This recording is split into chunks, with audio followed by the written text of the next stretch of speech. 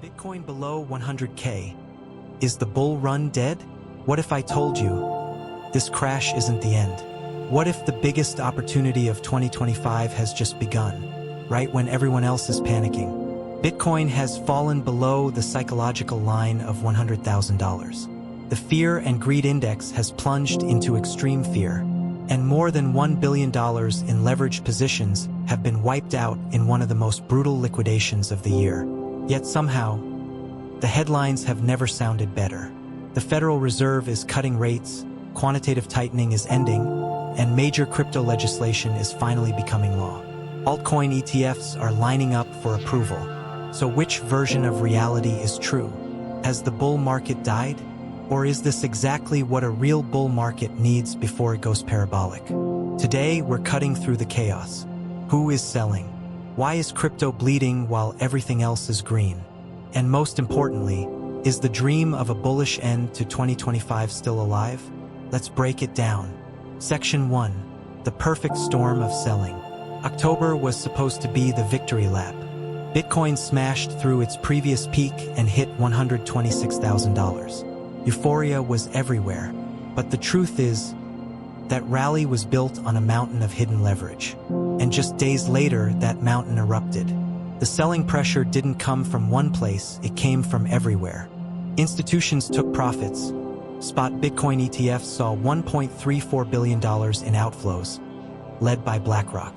The long-term holders, the OG believers, started sending hundreds of millions in BTC to exchanges daily to cash out while liquidity was finally deep enough. Miners, with rising operational costs, sold over $170 million in a single wave. Even corporate treasuries began unloading to pay debt. And then, a devastating liquidation cascade wiped out over $1.27 billion in leveraged longs as Bitcoin broke below its 200-day moving average.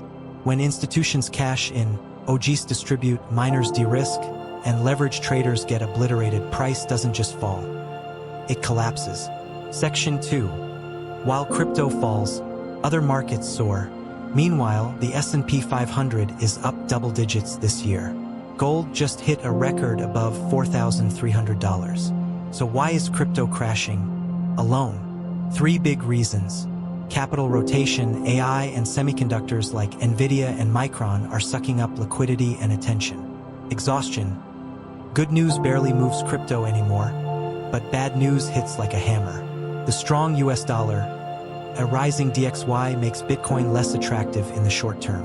Fear is high, participation is low. Everyone is on defense. No wonder people are calling this the start of a new bear market. Section 3. But this isn't a funeral. Here's the twist. This wasn't a catastrophic failure like Terra or FTX. This was a controlled detonation, a cleansing of excessive leverage. The system took a multi-billion-dollar punch and stayed standing. And the tailwinds ahead? They are massive. The Fed is pivoting. 2 rate cuts already and a 3rd expected in December. Quantitative tightening ends on December 1st. That means a return of liquidity.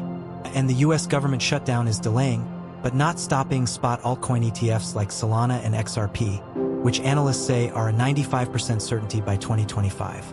This isn't a dam breaking, it's a dam building pressure. When it bursts, the flood will be violent. Section 4. What about altcoins? Right now, we're in flight to Bitcoin mode. Dominance is above 60%. Altcoins are hurting. This is how every cycle begins. Bitcoin pumps, Ethereum follows, capital trickles down into selective altcoins. But the next altcoin season won't lift every boat. Only projects with real utility, real revenue, and real demand survive. Section 5. The verdict. October was a humbling reminder. In crypto, nothing is guaranteed. Leverage cuts both ways. But the market was purged, not broken. We are standing at a crucial turning point, where fear meets opportunity. The rest of Q4 will be decided by 2 events. The resolution of the US government shutdown unlocking ETF approvals. The Fed's December decision setting liquidity for 2026. So no, the bull run isn't dead.